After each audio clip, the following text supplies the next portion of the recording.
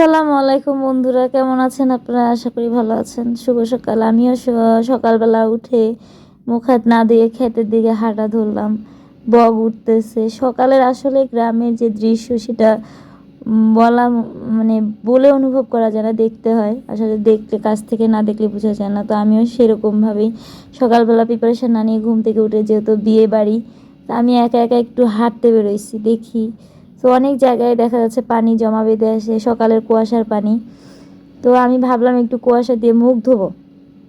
তো চারিদিকে যেহেতু ধান কাটছে মাত্র, ধানের নিচে যে এটা কী বলে আমি জানি না, এগুলো পড়ে আছে, আমি কোথাও পাচ্ছি না। তো হাঁটতে হাঁটতে যাবো ওদিকে সরিষা ক্ষেতের দিকে। অনেক দূরে দেখতে পাচ্ছেন, ওইটা বটগাছতলা বলে, ওখানে অনেক প্রচুর সরিষা ক্ষেত আছে। তো আমি আল দিয়ে ধরে হেঁটে হাঁটতে হাঁটতে চলে যাবো আর কি। তো চলুন আপনাদেরকেও নিয়ে যাই, সকালের কুয়াশা দিয়ে মুখ ধোবো, সেই দৃশ্য দেখাবো। সরিষা ক্ষেত অনেক ছোট, সেটাও দেখাবো।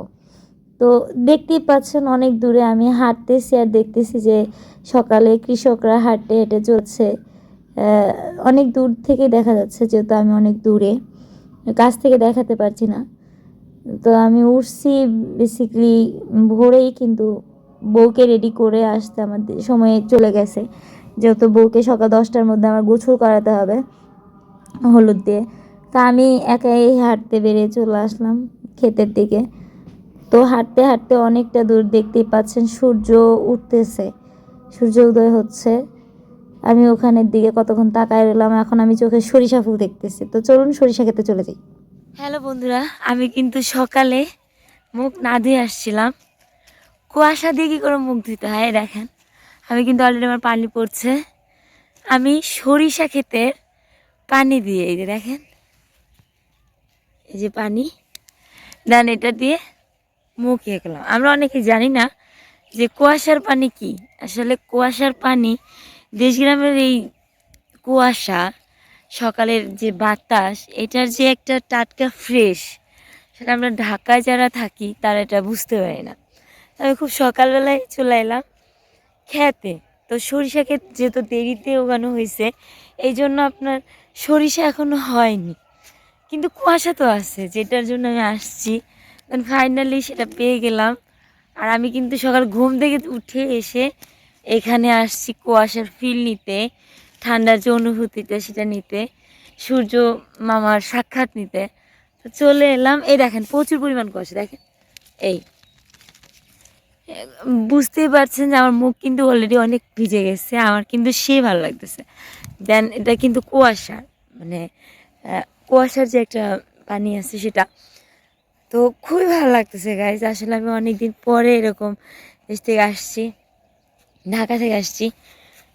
আমি যে এই অনুভূতিটা যখন আমি অনেক ছোট ছিলাম সেটা ফিল করতে পারতাম, কারণ ভরা কুয়াশা, অন্ধকার, মানুষ দেখা যেত না, ওরকম সময় আমি মাদ্রাসায় যেতাম। সেটা অবশ্য আজ থেকে অনেক বছর আগের কথা। আসলে আমি এগুলো মিস করি, দেশের সকালবেলা ওঠা, এই যে কুয়াশা নিয়ে খেলা, আমার এগুলো অনেক ভালো লাগে ছোটোবেলা থেকে, যেহেতু আমার এই প্রকৃতির সাথেই অনেক কিছু। আমি এদের কাছেই, এদেরকে অনেক ভালোবাসি, শ্রদ্ধা করি, সম্মান করি। দেন আমার কাছে কিন্তু খুবই ভালো লাগে। আপনাদের কাছে কেমন লাগে অবশ্যই জানাবেন। আমি কিন্তু অলরেডি কুয়াশা দিয়ে আমার মুখের অনেকখানি জায়গা ভিজিয়ে নিয়েছি, দেন আমার শরীরের অনেকখানি, আমার হাত পা, আমি সব এই যে ভিজিয়ে নিয়েছি।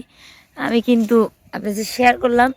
কেমন লাগলো গাইজ? ভালো লাগবেন। সকালের এই দৃশ্য আমার কাছে কিন্তু অস্থির লাগছে। হ্যাঁ, সরিষা থাকলে আরও বেশি ভালো লাগতো, বা সরিষা ছিল না, কিন্তু এর থেকে ভালো জিনিস আমি আপনাদেরকে দিয়েছি। এই যে কুয়াশার পানি, যেটা আমার কাছে ভালো লাগে।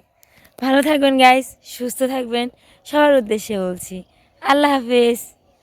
আমি ততক্ষণ কুয়াশা নিয়ে খেলি।